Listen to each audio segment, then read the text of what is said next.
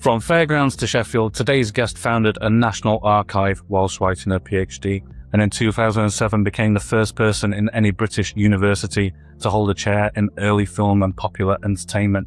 She's become one of Sheffield's most important voices for culture in the city. The reason 12,000 people queued 4 hours down Milton Street to see a sleeping giant in an old cutlery works. The driving force behind £15.8 million of regeneration in Sheffield city centre, and the person behind some of the most loved events and festivals this city has ever seen. Professor Vanessa Toulmin, welcome to REYT. Thank you. What a lovely introduction. I kind of forget what I'd done, to be honest. I was like, oh, that's sweet. Yeah, well, just doing a little bit of research on your history, your career, your background, there's so much to cram in. I could have had a 10-minute introduction. Well, I think in a way, because what I do in Sheffield is part of university, it's all about the university, not about me. Whereas when I go to other places, it's very much about my curation and production. I mean, there's lots of things I've done in Sheffield and lots of people I've worked with. It's an amazing collaborative city. It's really incredible city in that way. So it's a pleasure. And I think when you go to other cities and towns, and I have done a lot, you realise what makes people in Sheffield special. If we have a look back, your journey to Sheffield, you came as a student, I believe. I came from Morecambe, a seaside town in the 80s, which was pretty derelict and desolate. And I don't think people would say that's a negative thing. It was like Thatcher's Britain. I loved Sheffield because it was a militant, really vocal city. And to be frankful, I just wanted to get away. I was from a fairground background and none of my family going to university. I think it's important for people. I don't want to be defined as coming from a travelling background because I'm very, very proud of my family background. And it's become part of the story of what I am. But people think because of who I am now, I come from a privileged, and that word is thrown around, privileged. I'm privileged to do the job I do, but my background is not privileged. And my background is something I have fought every single day of my life to do what I do. So my importance for me is Sheffield was this incredible place because it offered me the opportunity that I wouldn't have got in my hometown. Yeah, and I think that reflects in your early work, your PhD, and you founded the National Fairground and Circus Archive, didn't you? I founded that when I was a student. Now, you see, there was a journey before then. I came to Sheffield.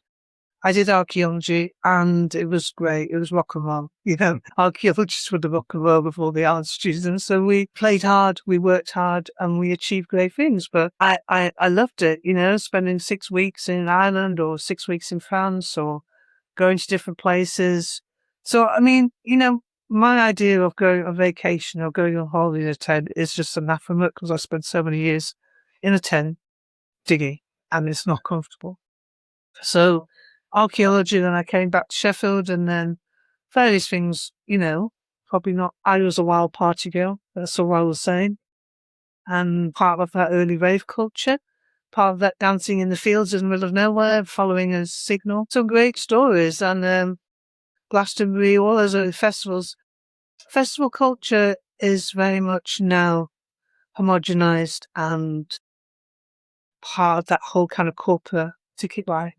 But I can honestly say I've never paid to go to Glastonbury in my life. So from a different generation, don't want to cuss myself as an old raver, but what I'm saying is it was an amazing opportunity and coming to Sheffield and meeting like-minded people who had social conscience. And that's what I loved about Sheffield. The city itself had a militancy, not political in many ways, but just got to do the right thing, what's right. And I love that. I still love it. Do you think that's reduced a bit in recent years or? I think it's become splintered in the way society has become splintered. I can talk about that in some ways, you know, because in the job I have now and the festivals I run and the freedom to speak and to do things, sometimes you don't know. It used to be really easy, like whose side are you on? And now you don't know. It's just difficult, really, think. So yeah, it was very clear. We knew who the enemy was in the 80s and it certainly was very clear. And now things have become more nuanced and interesting and people have different views and that's a fair evolution. But it was a lot easier when maybe I was just younger. I mean, I've never been part of this Never Kiss a Tory because basically don't ask somebody's politics. When I saw them, I maybe asked the football team, but not the politics. Yeah, fair. So I came to Sheffield because it wasn't the Lancashire, it wasn't Manchester, what is somewhere different. I fell in love with the people of Sheffield. Yeah, was it kind of that idea, I guess, back then, possibly a bit earlier when you came, but the People's Republic of South Yorkshire, isn't it? Well, to be honest, I don't know if I can say what my dad said to me when I left home, and it's football talk, so please don't get me into trouble. He said, never come back with a Scouser or a scum. All he meant was Liverpool or Leeds, in football talk, because I'm a proud Manchester United season ticket holder and many generations in my family. And I've been a season ticket holder for 33 years, and my name's on the seat. So I've always kept my Lancastrianism, and I've never pretended to be a Yorkshire, never pretended to be from Sheffield. I love Sheffield, but I'm not like a second-rate Yorkshire woman. I'm a first-class Lancashire girl who lives in Yorkshire. Brilliant. And then, so stepping back a bit into your history, so the archaeology was an interesting route in, and then from there, it's almost like cultural archaeology you were doing with the archive and things like that, I guess. The Fairground archive it's well written and well said about, but I basically came back to university because I went back on the fair. I'm from a large travelling show people family. My uncle, who was like one of the patriarchs, my mother's from a big family. I've got 50-odd cousins, and I know all the names. And my uncle died. I was supposed to be going off to Jordan to dig in Holy Land or to dig in the Dead Sea, or near the Dead Sea, the monastery of St. Lot. An ex-missiles were flying over because the first World War broke out. Wow. So I couldn't go there. And then my uncle died on the fair, my Uncle Arthur, who was an amazing character. Played the accordion, danced, sang, but was an evangelist as well. So my mother asked me to go and stay with my Auntie Betty.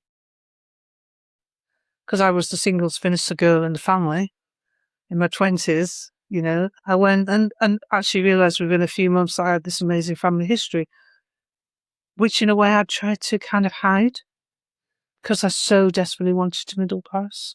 I so desperately wanted to go to university and become middle class. And I really thought middle class was this imaginary world where people sat around the dinner table and discussed poetry and literature. And of course they don't. It's just like anyone else. So I just wanted to come to university. And that horrible old-fashioned expression that people had, that you're bettering yourself. And then I turned back and went back to my family and then realised I had this amazing history. I mean, everybody's history is interesting to other people. It's not interesting to you. Yeah, I had an auntie who was a contortionist who played at the Moulin Rouge. Yeah, I had an auntie who rode the Ball of Death carrying a cup of tea. It's just my family history. Yeah, but it is interesting. Yeah, but you don't realise that until you lose them. And when I started to lose my family in the 90s, and then I realised that I'd been travelling around looking for history elsewhere and I had it all around me, then I used the tools that I'd learned at university, which was cultural anthropology, how societies are, how you manage it, how you record it, and came back and did a PhD and got a scholarship and set up the Fairground archive. But again, with the support of the university. I am like, I don't know, I always regard myself as like that Andrew Carter short story, The Kitchen Boy, who is born in the kitchen and then becomes a chef. I think of myself as the university has been my kitchen and has allowed me to produce amazing things. Yeah. And so you came to Sheffield and you pretty much stayed in Sheffield for a long time. Obviously, done other things in between, but one of the main features is asking a guest to sum up Sheffield and what Sheffield means to them, like now and when you came, or what is Sheffield to you? How would you sum it up to somebody that doesn't know? I think Sheffield has the best people in the world. Sheffield is a community. It knows how to work together. It knows how to deliver. And it doesn't need to be Manchester, Leeds or Birmingham. It just needs to be Sheffield. That to me is what's important about Sheffield. It does the right thing and it knows what it's doing. If it doesn't want to build a 25-story skyscraper, then why should they? That to me is Sheffield. I wouldn't change it. I mean, sometimes I felt we had to change it. It should be more ambitious, should be this, or should be that, or we're the best kept secret. Well, what's wrong with that? I mentioned it on another podcast before where there's a kind of a contradiction in some terms with Sheffield, is where people love being the biggest village in the world and having all that independent kind of outlook, but also seem to complain that we don't have the Harvey Nichols and John Lewis has gone and all those things, where I think we're building up quite a really good independence kind of sector in Sheffield. My auntie said to me, if you sup with the devil, make sure you have a long spoon. So you have to be careful who you sup with. And other cities have lost their soul. Sheffield hasn't. But I do believe ambition is something that needs to come from all aspects of society. But ambition should be world-class reputation, but it also should be every member of society should have the right to have access to me, what I never had access as a child, which is culture. And culture to me is the overwhelming thing that has driven my time in Sheffield and other cities, that people from a disadvantaged background should have access and opportunities to shape and be part of culture. Absolutely agree. And that brings us on nicely to the culture strategy for the city, which you've had a bit of a hand in with your team and the university and other partners. And can you just tell us a little bit about that? Well, what happened really in Sheffield was 14 years ago, Sheffield was shortlisted for City of Culture and it didn't get it. And so the council at the time, and I'm really clear at the time, decided that culture wasn't a priority.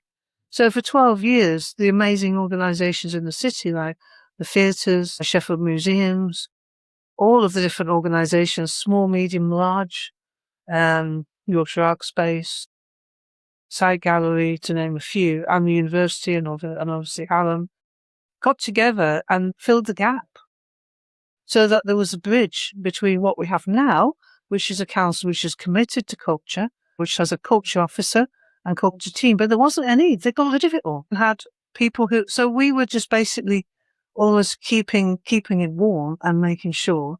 And in those period, the culture consortium and the culture strategy came out of what people believed the city should be on a journey for. And I think I'm very proud of that. There's aspects of it which are highly ambitious, and there's aspects of it which are, I would say, would take a lot of investment. But it's a city strategy that's just supported by the cultural ecology, and that's what's important.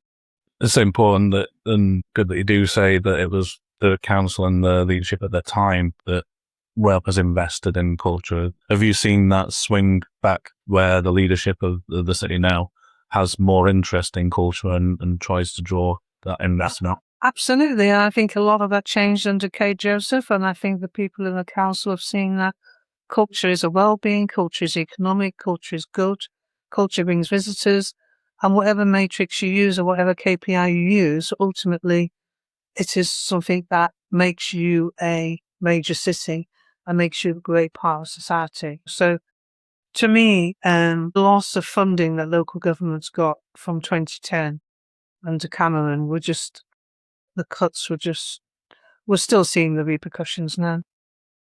And I think Sheffield was brilliant in the last 5 years to reinvest in culture. But I think if we haven't had those groups who had kept it going, there would have been a lot more. It would have been a deeper hole. Yeah. So it's kind of, I think, great credit to culture leaders in the city who kept that going. Yeah. And the university played a part in that. It was led by an amazing city. Actually, mostly women. I always said that Sheffield is a really amazing city of women. Yeah. Oh, fantastic. Yeah. What is the culture consortium and who makes? I'm not a part of them anymore, James, so I don't think it's really necessary for me. What was a group of people who got together and they created a strategy. And I think what's really good is that they are delivering that amongst different partners with different groups of people. And, I'm now in my 5th decade, whatever you want to call it. And it's up to the younger people and the younger generations to take it forward. Yeah. So what do you see in developing that culture strategy? What are the headlines of it for you? What are you looking forward to seeing develop from that? I think one of the most amazing things that I've been working on in the last 3 years is Sheffield as a music city. Now everyone goes, of course we're a music city. But what does it mean? And Sheffield is incredible. It's not just about having bands in the top 10. It's not just about producing great music.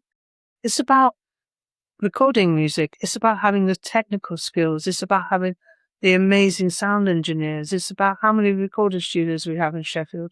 So I would definitely recommend my colleague Neil in September or later on in the year when he launches the music report, because it's incredible.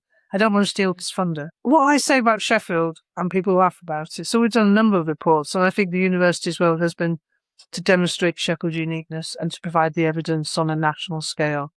So we did the beer report, which demonstrated that Sheffield was the beer city. We did various music reports that shows the strength of our music, and they're done with digital, and also the art, because we have 450 art studios within 3 miles of the city centre. All those figures come out of my mouth now, and you'll know them and you'll see them, but that existed because the university commissioned those reports. And what I used to say to people is that I don't drink beer. I'm not a fan of Sheffield music per se, and I'm not really somebody who gets the art, but I will defend your amazingness to the hill. So I don't have a vested interest. My background is circus performance magic. And people say, well, why don't you do that in Sheffield? Because we don't have it here. We're not Bristol. There's other cities that have amazing. We have stuff here, but I just wanted to look at what Sheffield was really good at. We do many things, but what are we world leading at? And those are the things that I worked with to demonstrate. Yeah, you mentioned Neil there, Neil McSweeney. There's a brilliant performer in his own right, but he works at the university as well, doesn't he? I remember speaking to him a while ago when he first started the project at that time, it was basically creating a massive database of everyone involved in music and all the venues and people. And again, commissioned by the university, I believe, in partnership with the council to some extent. And that is a massive undertaking, isn't it? It has been. And I think what we're going to do in September is release that report and the findings and recommendations. And I think that's another legacy. So I think all of that is part of there's only a number of things I've curated here. When I work in other cities, I'm a producer curator. So I spent several wonderful years in Blackpool. I spent 3 years in Margate. I've worked for Butlins. I've worked for Bourne Leisure. I've worked for Cirque du Soleil. I've worked for many of the big entertainment companies in the world. And that's as a kind of curator academic. In Sheffield, I'm more producer. I bring people together and I let the talent shine. And I always think producer role is something that everybody wants to be a curator, but a producer's more interesting. As a film historian, the greatest films were produced, not directed. So, or the greatest circus impresario was a producer. Barnum never appeared in the ring. Yeah. So you don't have to be front of stage or centre stage or the narrator to be the person who brings stuff together. And I like the fact that I'm a producer. Sheffield has enabled me to do some shine talent and spotlight on other people. Yeah, there's an outstanding kind of portfolio of things that you've done, and it's been on to kind of festivals and things. I mean, there's a massive list of festivals you're being involved in. Is there any that really stand out to you? Festival of Mind was a festival I put together with my artist friend Anthony Bennett, who is like my really long-standing friend and collaborator. I brought together by a love of a particular performer called the Great Elmy. He was a tattooed man, and Anthony and I worked on him 20-odd years ago. He said that having that relationship with an academic was something that had really benefited his work. And it would be great if other artists in the city could have that. So that's why we set up Festival of Mind. So it is about collaboration between the artist and the academic and producing great things. And I think the first time it was a bit of a shock for people, but I remember when somebody left a post-it note and they put on I could never afford to go to the University of Sheffield, but now the university has come to me. And that kind of made me feel that it was working. So that Festival of Mind. And then Off the Shelf was different. In that black hole of that period with the council, in that black hole, I would say, or the lean years, the council were going to close Off the Shelf. Oh, wow. So the university stepped in. Yeah. So that was a rescue mission, but I had to convince the university, of course, what was involved and how important it was and the economics of it. And we did a kind of 3-year partnership with the city to kind of help. And then it did get transferred, and it's been with us for 10 years. And I've changed it all because we've had to change it. But I've also, I think, made it bigger and better. And I think made it a lot more diverse. And I don't know, it's, to me, it's a fabulous festival. And again, we've changed it a lot because we've had to. We don't get Arts Council funding. It's completely funded by the university. And in the last couple of years, the council have supported us by enabling us to do more diverse and go out to young people and young creatives. So it's a good partnership. Yeah. Partnership's important, isn't it? I think both those festivals are across many different venues with many different people involved. And that's my favourite network in the city. I don't go to it so much now because my team go to it, or my former team. And the festival network is such a great, and people give advice. And during COVID, that festival network kept us all going because we could all share the pain and share the solutions. So other people were like, when we were doing digital, when we were doing online, and the university player, which is all our research and everything in a one-stop shop, came out of that festival network. Because I was listening, watching the player and other forms of online resources like everybody was during COVID, and we were stuck in our houses. And I thought there must be a better way of showing people what we do rather than somebody sat in their fun room. Sorry, no offence.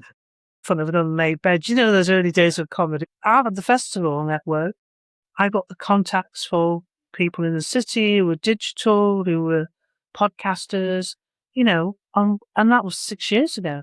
Yeah. So if you go on the university website and look at the player, it's an amazing resource. It's got over 600 likes, everything on it. Fantastic. Somebody reviewed it very early on as its university's answers to Netflix, which I thought was quite funny. Yeah, but there really is. And there's so much interesting content on. Yeah. There's something for everyone, I think. Yeah, so that's a great lens from in the player, because that allows anyone, would be students, people just interested, and they can access the incredible minds of my colleagues. My colleagues have, I mean, every day is a learning day. Every day you kind of sit down and chat to somebody and you think, wow. I had a great talk today with one of my colleagues who's a Jane Austen fan, Professor Jane Austen, and we were talking about adaptations, and it was great. I thought, how lucky am I just to be able to sit and talk to one of the country's leading Austenites? It's just over a coffee. Yeah, and that's the brilliant thing about the university network as well, is that there's so many knowledgeable people. I love, in the past, I worked with lots of academics and engineers and things like that, and the knowledge that you just get by osmosis. Or well, I suppose because I'm head of the Director of City and Public Engagement, you know, I'm head of all of that and I've developed it. I have an amazing knowledge of everything we do across the board. So and that is part of the work I've done for 10 years, bringing that to the work of my colleagues, to the attention of what we do, and also creating ways that we can work with the city with our expertise and help shape the city we live in. And as a really truly civic university, and how we've shaped it, we've shaped the landscape. We've not just built things. You know, my late colleague Nigel Dunner is inspirational. You only have to walk around Greater Green and see how his work, his research is embedded in the very city we live in now. Yeah. And that's a fantastic legacy as well for Nigel. Yeah, Greater Green is a fascinating kind of program of works, isn't it? Because I think it was one of those things that people weren't sure what it was originally, and then it just flowered, to use a pun. Yeah, but I think also there's lots of things like the healthcare we shape. You know, I'm not the university. I don't want us to sound like the university's PR. You know, I'm very, very proud. I am a graduate of the university. I'm a professor at the university, but I'm also somebody who is very proud of Sheffield and the people that I see as friends. Greater Green made up quite a significant part of the Fargate and the High Street redevelopment, which you had a little bit of a hand in as well. Well, no, I was directly involved in writing the bid. I am a very good bid writer, right? I write bids for my own charity. Morecambe, I've written a set of bids for my research, and I was part of the team that developed a bid. The first bid the council got was Future High Street. And I know there's lots of issues about it, but I think Falgate looks so much better. It looks significantly better. I know all about the questions about the high street and how we should live. And I realised after getting trolled online repeatedly about a 15-minute city, basically we want to live and have a city that's fit for the 21st century. Yeah. And Falgate development, Castlegate development, all the regeneration bits that the council was successful with, myself and many other colleagues helped by providing the expertise for that. Yeah, that was essentially a regeneration of the area, which people will have seen the biggest impact on Fargate over time. There's also Event Central as well, isn't there, which is a cultural hub. Yeah, and that's a very local group. Tickets for Good, who've got that, which is fantastic. CADS, I think that's great. And I'd worked with CADS since they were a small group in Kelham Island. So, they do amazing things. I mean, Sheffield has people who just go and get things done. I think the hardest thing what happens is, as an academic, you look at illegitimate entertainment and then legalised entertainment.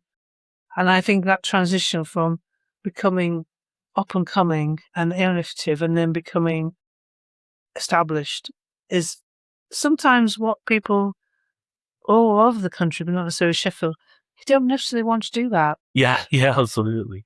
It must be quite nice for you to see that there's lots of cultural kind of institutions building in Sheffield. We've got, Harmony Works at the Hook there and Event Central. I've been involved in Harmony Works and the university's really been involved.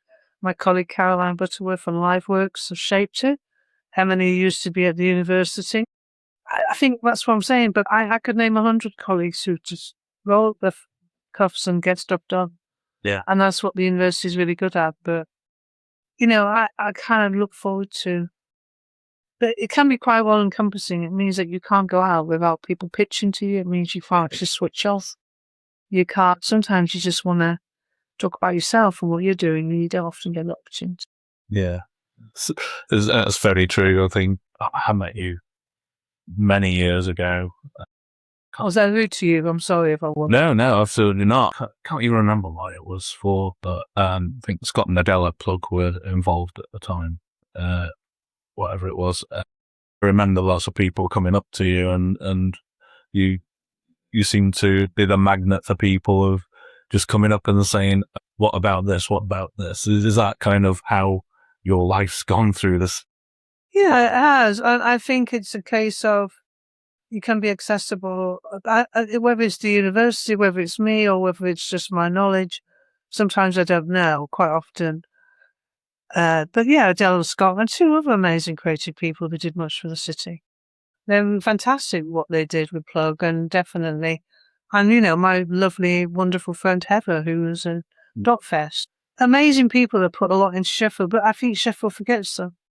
People forget that easily. So I presume when I go, I'll be forgotten as well, but another person will come along. Your name's behind so much that... I try not to make it about my name. I try to make it about the delivery. I'm still involved. I'm obviously chair of the Sheffield Heritage Partnership Board, and that's something I'm really excited about because I think heritage has never really had the attention it deserves in the city.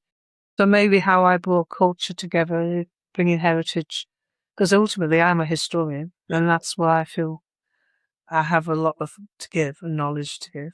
Yeah, I guess the next kind of road to go down is the Castlegate area, and you've had a little bit of involvement in the regeneration projects around that. I was involved in Castlegate, and my colleagues, John Morland, did all the archaeology and wrote a book on Sheffield Castle. My role at the university is very much I can help create an avenue for colleagues to work and do that. And that's what I did for many years. And, that's changing now. I'm no longer going to be doing that role. But the university will still continue to be involved in many things. I don't want it to sound like his list of my greatest hits, James. I have various love of Sheffield, but I'm also a creative producer in my own right. Yeah. I think, though, your perspective on things is very valuable. I'm not allowed a perspective. I'm not allowed to be neutral. Right. I can't seem to be biased or having a perspective that which affects somebody's future. So my perspective in North Sheffield is always going to be, in terms of allocation of funds and grants, is obviously going to be based on the evidence that's presented in front of me. My personal observations of Sheffield is it's a great city to live and work in. It's got amazing people. It's got a fantastic way of life. I just come back from Toronto, and the one thing it hasn't got enough water. You know, and I am a seaside girl, and I can't believe that for 30 years I've lived away from the wonderful seaside. I remember a fact years ago, somebody said, you're never more than 1 hour away from the Great British Seaside. Well, that's wrong. You're 2 hours away, and Sheffield's the furthest point. I can't believe I live so far away from the sea. Yeah, I think there's some kind of strange irony there, isn't it? That you grew up by the sea and came to, it's very landlocked, right? I know, I don't understand it. And what attracted me to Sheffield as well were the hills, because North Lancashire is very hilly, and everything you see across Morecambe Bay are the mountains. So the hills, the proximities of the countryside, is what attracted me as well to Sheffield. But I always find it really strange. But I mean, I am a seaside girl, and I always will be. So when I go back to Morecambe, when I go back to Blackpool, when I go back on the M6, I get past Thornton Service Station, Preston, when I'm going home to Morecambe, and I see the bay, I feel like I'm home. No matter how long I've lived in Sheffield. And I think that landscape shapes you. Or when I go back to Blackpool on the train and I see the tower, and it's always different. No matter how many times I see it, it's in a different place. You can tell the passion for that because, as you just described it, such a smile comes across your face. I think what's really important about that is you can be objective, because there's nothing I'm in love with in Sheffield like that. Abbeydale Pitch House, maybe, as a building. But, you know, I've had the privilege to work in some of the greatest buildings in the country of my area, entertainment buildings or complexes or fairs or events. And I think the fact that there isn't any of those in Sheffield in the same level, sure the Lyceum people will tell me, but, you know, as a Victorian theatre, it's beautiful, but not in my top 10. So that's a nice lead into our second feature, which is straight out of Sheffield, which this is, have you ever come across something that's inherently Sheffield on your travels or in your work in other places that was kind of unexpected and, you know, Sheffield in faraway places? Nah, wait, aren't you straight out of Sheffield? Well, I did actually, and it's a bus sign like that. I was in Austin, Texas. I'd gone there for South by Southwest, and we had a great Sheffield delegation. We just kind of rocked up and were the coolest chicks in town. You know, it was brilliant. And I was in this antique shop, and I couldn't believe what I was looking at. And it was a bus roll, very similar to what you've got there in front of you, for Sheffield. Wow. And so I asked them how much it was, and so I bought it. I love that. That was in Austin, Texas. Yeah. Can you imagine? You can see that on the sign, South by Southwest, South City to Austin. That's incredible. Yeah. And you've brought it back home. So I brought it back home and gave it to the forum. So it's in the forum. I've seen it, yeah. Yeah. Yeah. Oh, well, amazing. Yeah, so I brought it back to Sheffield. And then the other sign, which was in Sheffield, I was offered most people won't know, but I'm a historian of neon. I'm obsessed with neon. And the Sheffield sign was from the Roxys. I found that and gave that to the forum. Wow. So, but that sign, so all the way in Austin, Texas. And I can't believe it said Pismore, Attercliffe, Hunter's Bar. If it had said Walkley like yours, I would have kept it. But it was the other side of Sheffield, so that's not my part of Sheffield, you know. And Walkley, Hillsborough, Cook, Sheffield. That's where I've lived. I think we need to try and find you one with Walkley. Yeah, I know. Walkley's such a great place. Walkley sums up Sheffield for me. The workers' cooperative, the primitive Methodists, you know. One half communist, one half Methodist. That's just such a great mix. Even the roads in Walkley are shaped by that. The street names are named after whichever cooperative groups or, you know, land group. I love that. I love the fact that your ideology is imprinted on the physical ecology of the landscape around you, built environment. The built environment reflects the time in which it's built, but the legacy as well. And that's why the heritage is really important to me. Yeah. I think heritage is again something which I think Sheffield has struggled to put out there as much as a lot of other things. And again, I feel, just as an observer, I feel that people in Sheffield are starting to think more about their heritage and shout about it. Oh, there's some great groups. I mean, I'm not just saying I'm chair of the partnership board, but Joined Up Heritage has done amazing things for many years. Now, you see, I work across the country and I do a lot of work for government and like looking at other places and, auditing or commenting or critiquing or consulting. And I always used to say that the spirit of the people of Sheffield is they just always needed focus for what they want to be. And I think with the heritage, there's so many great sites in Sheffield which are under decay. Or look at the graves, look at the town hall, but also look at Abbeydale, look at the old town hall, and those need to have support and understanding, because in every way, supporting and bringing a heritage building back to life is far more ecologically sound an investment. But look at what the council do with Layers Yard, fantastic. So we have a track record in the city, so we just need to carry on and develop. Yeah. Is there an answer for somewhere like the old town hall, which is... I don't get involved in individual projects. No. That's not, that's not somewhere I go down. Other than Abbeydale, because I am a cinema theatre historian. So Abbeydale Picture House is very close to my heart.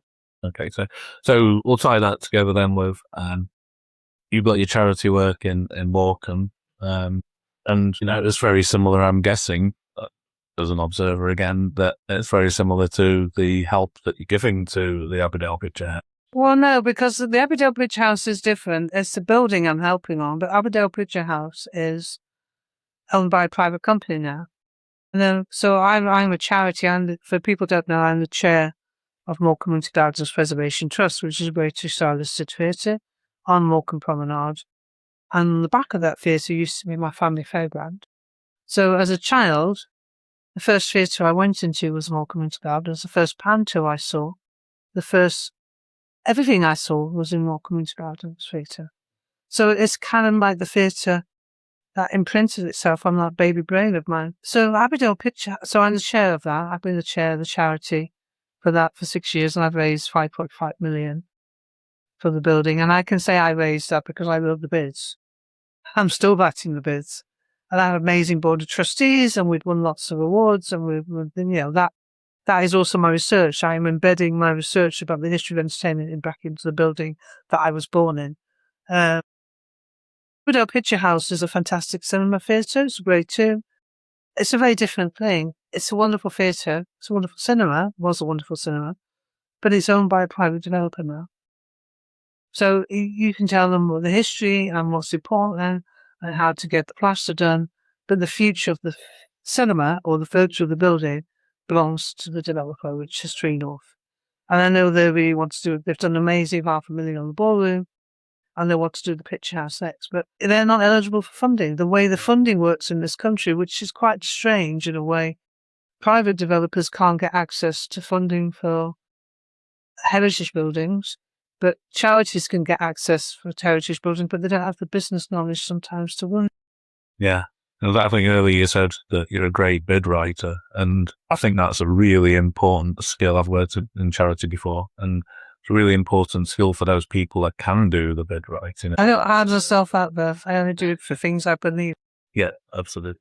Yeah, I'm not a consultant before people flood me with questions. I get asked that all the time. I get asked that, will you write my bid? No. Yeah.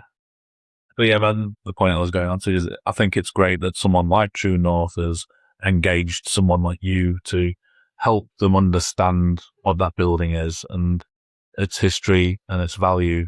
And what it means to Sheffield. I said to them, you are aware that you are now taking a building that the public believe is theirs. Because I had that for 6 years at Community Gardens. And they were like, no, but if we bought it, it belongs to Sheffield. It's a Sheffield building. And they know it. Yeah, how great. They are well aware of it. That's important. It's not just me, if people of Sheffield have told them. Yeah, and there's a lovely building. And they've done fantastic with the ballroom as well. But yeah, I can't wait to see what kind of projects they come up with for So they're not eligible. People think, oh, you just get grand. They can't. Hmm. They can't get grand. There's got to be patience, understanding that the pub industry, as we all know, is not going though for a great period at the moment. People don't have a lot of money. But its time will come. Yeah. So talking about pubs, let's go into our next feature then, which is rate good recommendations. Rate good recommendations. So this feature is just a few quick questions of your favourite things in a certain category. So let's start off with, is your best pub or cafe? Well, I don't drink, which is why I laughed about me doing Sheffield beer before. I can list every beer in Sheffield, but I don't drink it. I'm a coffee snob, so my favourite coffee is a coffee shop. But the pubs I love are True North pubs because they have Dogwood coffee, which I love that coffee. It's a really great coffee and they know how to make it. My favourite coffee shop. Well, there used to be many in Sheffield, but let's just say I love any coffee shop that sells really great coffee. I just come back from Toronto. I'm not dodging the question, James. I'm just saying there's certain pubs I love, and obviously people will know them. But, the Punch Bowl is my local. If I was going to say what my local pub is, I live in Walkley, but Crooks, the Punch Bowl would be the one I would go to. Yeah. If I was going to go to a coffee shop, I would go to Asfeet and South Road locally, or Lisboa for the best Portuguese tarts in Sheffield. If I was in town, it would be anything from any of the coffee shops or Marmaduke's or any of the ones in town, which are proper independent coffee shops. Yeah, so my favourite restaurant is Gusto's. Gusto's, yeah. Yeah, absolute. I have the same dish every time, and they keep on saying to me, "You've got to try something else." No, ravioli scampi. It's just, I just think I've died and gone to heaven. Yeah. Gusto's. Yeah, I a bit like that. I find the dish somewhere, and if I like it, then that's my go-to. And Esther is an amazing cook. And I think it's great that a young Italian couple have built something that which is one of the most wonderful. And I know it's expensive, but you can treat yourself. And I like to treat myself by having ravioli scampi at Gusto's. Yeah. Sometimes just on my own, sat in a corner, with all these glamorous people around me, and then just let me sit in the corner. It's definitely a really nice treat restaurant, that. And I'm really interested in True North doing coffee, because I've never thought of having coffee in a True North, but you say it's really good. Really good coffee, yeah, Darkwood. Yeah. We've got their own blend. Wow. Yeah, it's fantastic. All of them. Rosefield has it, but definitely the Punch Bowl and definitely the Forum. Forum was a great field and straight. It was doing great in the last few weeks of the heatwave. Yeah. It's got aircon and great coffee. Yeah. It's really good. Yeah, I think we missed out on doing a list of places with aircon. They should have done. And the dress shop, which ironically, I'm a bit of scruff today, but it is all in Sheffield. I only buy my clothes from one shop in Sheffield, and that's Collard Manson. And I have done for 20 odd years. My entire wardrobe is Collard Manson. Wow. Tina Zara, I've got their bags, I've got their clothes. They're truly amazing. Everywhere I go, around the world, I always carry a bit of Sheffield with me, and it's Collard Manson. That's great. But the clothes and the bags are beautiful. They've got their own bags, they're Italian leather.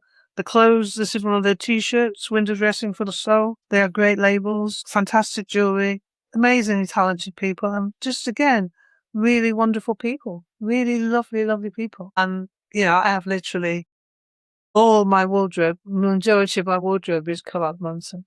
Yeah, that's fantastic. And next one is your favourite thing to do in Sheffield, which I'm guessing you've got lots of favourite things to do. Well, that's interesting, isn't it? But my favourite thing to do in Sheffield is do my garden, because everything else is I do all the time for work. I go out 4 or 5 times, or go out or see my friends. If I'm doing something outside Sheffield, my favourite place outside Sheffield, and this for the reasons you'll know why, my favourite place in Derbyshire is Marlborough Baths, because it's the seaside. Yeah. It's like going to a seaside. So if I'm really feeling down or glum and I can't get some sea, I go to Marlborough Baths. My favourite thing to do in Sheffield, I think we're really lucky when we have an incredible theatre, we have credible museums. There's lots to do in Sheffield, but really my favourite thing to do in Sheffield is to see my friends. That's what I love, seeing my friends, going for going and seeing my friends. You come across as a very people person. Yeah, well, I also like being on my own, but I travel a lot and I like to see my friends. I've lost a lot of friends recently, and you never mustn't forget the importance of people who are friends. Yeah, absolutely. Yeah. And then the last one is your hidden gem for Sheffield. Is there something that you think people don't necessarily know about that might be interested in seeing? What you mean is in a fact or a place to visit? It can be absolutely anything. You can interpret it how you like. I think Sheffield is, well, I don't know. I mean, I don't want to be saying that cliche dance of Sheffield is a hidden gem, because Sheffield isn't. It's the fourth biggest city internationally now. Everywhere I went, people said, "Where are you from, Sheffield?" They know where Sheffield is. My hidden gem. Well, it's not really hidden, is it? Abbeydale Picture House. Big cat, yeah. That's not the thing that's perfect answer. Abbeydale Picture House, because it's just a wonderful building. And I've often said that nothing excites me in the same way as other buildings do in other sounds. But Abbeydale, I would say Abbeydale Picture House is a hidden gem because it's an extraordinary building. It's like, when it was built, it was one of the largest cinemas in the UK. So that was a time when Sheffield was proud to say, we're bigger and better than anywhere else. So, yeah. And I think that's a perfect example. And other than, this new club and bar which is now the ballroom, I don't think many of younger generations have ever stepped inside the theatre. Well, they wouldn't have, in the same way with my theatre in Morecambe, the Winter Gardens. It closed in 1977. So people don't even remember it being open. They have no memory of it. There's one thing I'm really proud of that you haven't asked me about, and I would like to say my greatest, most creative and difficult endeavour I ever did in Sheffield was the Mausoleum of the Giants. That was literally the next thing I was saying. Yeah.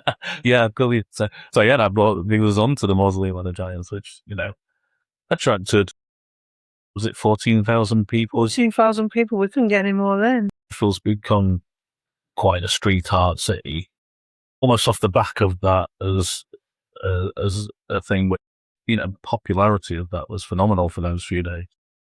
I think there was a cultural destination, which I always thought sounded like a bad horror film. Final Destination, cultural destination.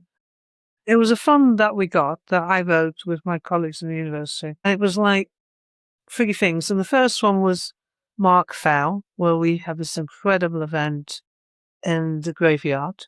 We had like a 24-hour sound installation, which was truly incredible. Mark is an international artist and musician. Then we had Tim Etchell, who obviously was an incredible performance, an illustrator, and we did an event. And then Dan Flem. And I've known Flem for years. And again, it's really lovely producing. So what would you like to do, Dan? He had complete artistic control. We took months to find the right venue, went everywhere and found the right venue. And then we had the fund.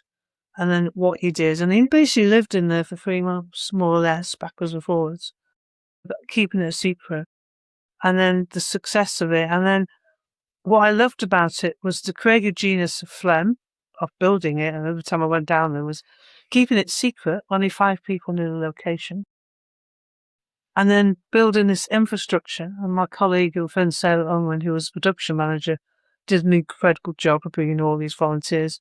And every part of the culture community in the city delivered. We had Dan Bates at the Sheffield Theatre doing one day invigilating. We needed like 20 volunteers to make it safe. And we had all these invigilators and we had all these people. And every day you saw something different. And then the queue. The first day, I knew it would be bad. And then it was like we had originally. So again, that's having that skill where you have to change it. You have to go, right, we've got to. And then I ended up becoming the guide and I had my lamp and every day was telling the story of how the giants came together. And I was like saying to them, I'm really sorry, it's your story. I love it. He said, it's great. And obviously being brought up in a storytelling family was a great opportunity to be the guide with the lamp. Yeah.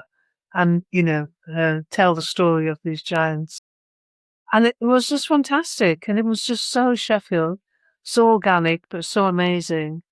And obviously, that building is now developed, but it wasn't that developer who did it. It was Sheffield's creative community, the Culture Consortium, the university, and my team at Sheffield. I think I've got a quote from Flem, actually, which says, Sheffield gave so much to this project, it just wouldn't have worked anywhere else. Yeah. Which I think is a lovely thing. Yeah, well, yeah, and we did it for Dan, we did it for Flem, we did it for him because it was like his artwork has graced the city, and then with other artists have graced the city. And it was just a sad thing, really, because there were going to be another one with another artist, but then COVID happened. And I think we lost that momentum. And I'm kind of, I don't really like to go back over old ground. You know, I did this amazing show in the Roundhouse in 2012 with 50 artists and circus producers and Professor Vanessa's Performing Wonders. See, people in Sheffield probably have no idea what I do outside Sheffield. Yeah, maybe so. And so what I'm saying, and then I was offered to take that elsewhere and to do stuff, and I just thought, no. I like the fact that something happens and then disappears. I like the ephemeral nature of it. I like the fact it just goes, and the legacy lives on in stories. And, you know, I am a transient person, but I've lived here for 30 years. Yeah, I was just thinking for anybody that doesn't know what the Mausoleum of the Giants was or Flem's work, it's like just trying to work out how to describe it. It's very monochrome kind of character. He's a modern day Dürer. You know, he's a modern day, is an artist who works in all mediums, from small, medium to large. He's just Flem. I mean, but there's great artists in the city. There's great street art. We're not the only city. Bristol and Manchester and other places. I've just come back from Toronto, where the city is full of street art. And, you know, saying we've got the biggest and the best, every street art is different and tells a story. And there's a difference between street art and a mural. A mural is commissioned and it's a street art. It comes from the artist, really. The artist has the freedom and the ability and the support to do. And Flem is a street artist. Yeah. He didn't have to give me a picture, didn't have to give me a pen, and he just, here's your venue, do it right. Yeah.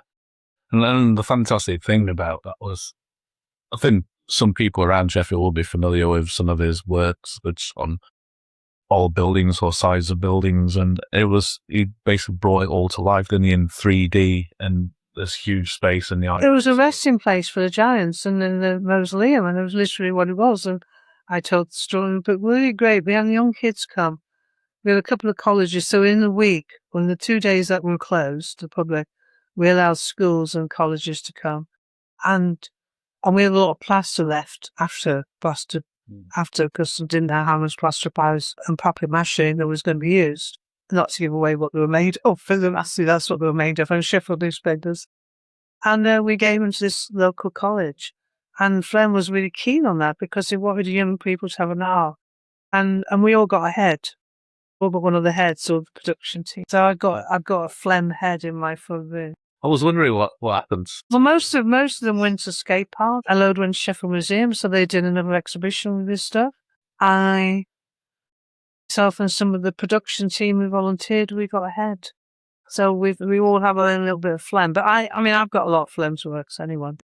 I have a lot of Sheffield artists' work. I'm a big fan of Sheffield print art and Sheffield street art. So I have a lot, you know, of Cadadney and Flobos and Joe Peel and quite a few of the other artists. Yeah. Do you think it's fair to say that the Mausoleum of the Giants kind of did broaden out people to street art in Sheffield and make it become more accessible? I think it made the council and other organisations in the city, I think people in Sheffield knew about it, people in the know. I think it made them realise that it wasn't just this form of graffiti that was negative. It was something amazing and beautiful. But, you know, street art is a big tag to put on something. As I said, there's lots of different types of visual art on the street, and I would cast murals as street art. That's my own particular station.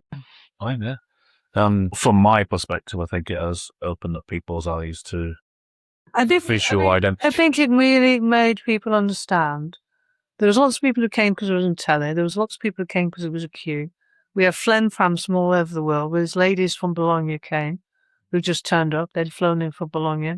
Flem is an international artist who's got a massive... People came from all over. And then the queue. I mean, managing the queue, and Flem down was really wanted us to make sure we had sweets for them. We measured it, so it was like, you're here now, it's going to be another half an hour, then it's going to be another half an hour. We wouldn't allow any queue jumpers. So I had friends. I said, no, you've got to queue up. Yeah, got to queue up. Yeah, those are kids come in. And there was just the look of wow on their face. It was just amazing. Really fantastic. And then a few times the artist came and was there and people had no idea it was him. That was quite funny when he just appeared in. And it was an amazing experience, but it was long hours, long days, and it was bloody freezing. Yeah, old cutlery factory, wasn't it? Yeah. But it was an incredible experience. Yeah, I think it's really nice that the developers of that building, who eventually turned it into residential units, essentially, they allowed him to put a permanent piece on. Well, they contacted him and asked him to put one on because there was one on, and they had to do it. They had to take it off. All right. So they didn't put a new one on. There was one part of the project, but when they were redeveloping the building, it was lost. So they asked, would he come back and put another one on? Right, I couldn't know that. So it was there when, and then Yeah, he came to it. Oh, that's. but we commissioned it as part of the project. So as well as the mausoleum inside, there was the mural on the wall. So that mural on the wall was lost when they were obviously redeveloping the building, and then they put it back on. They put something on, and Dan just decided to put a different one on. But there was one on as part of the project that was there. That's him built painting it. Yeah. I think I happened to just walk past him as he was starting to paint that, and I didn't realise it was him or what was happening. Yeah, the Eyewitness Works. Every aspect of that project was Eyewitness Works did it after the building. Yeah. Oh, great. And so, just closing up, I guess, it'd be interesting to know kind of what's next for you. Well, we've got 2 festivals this year. We've got Festival Mind Off the Shelf. We just released the 10 names. We've got some really exciting people coming. I'm really excited. I can't remember what was released and what's not out yet, so I have to be really careful which ones I mention. But we've got a great lineup, some great names, and and I think 59 or 60 talks were programmed. It's been programmed. We're just confirming it and getting it ready. So I think New Child is coming back. Obviously, he's a graduate of the university. He's very supportive. Marina Hines is coming with a new book. That's really, really good. I'm just trying to fit. Honestly, I just know that some of them are embargoes, so I have to be careful. That's why we don't have to mention actual names. Festival of the Mind is in November. So Yeah. For anybody who doesn't know what Festival of the Mind is, you've got a quick synopsis of it. So Festival of the Mind is a biannual, it's every 2 years festival where the artistic community of the city work with academics over a number of projects. There's £5,000 to each project to develop and do an engagement based on the academic research. And that can be through an installation, an exhibition, podcast, a film, a piece of art, a play, a performance, have them all. And this year we're in Millennium Gallery, Yorkshire Art Space in Channing Hall. Are you going to continue with Off the Shelf as well as that? Off the Shelf is this year is October. Launches on the 10th of October, and for 2 weeks, and then we'd have a week off, and then 2 weeks off, and then we have Festival of the Mind, and then that's me done. That's my last festivals, and I'll step down as my role as director of city and culture, and go back to just being Professor Vanessa and academic. How you ever found the time to do all of this? How ever found the time? If you want something done, ask a busy woman. That's what my mother used to say.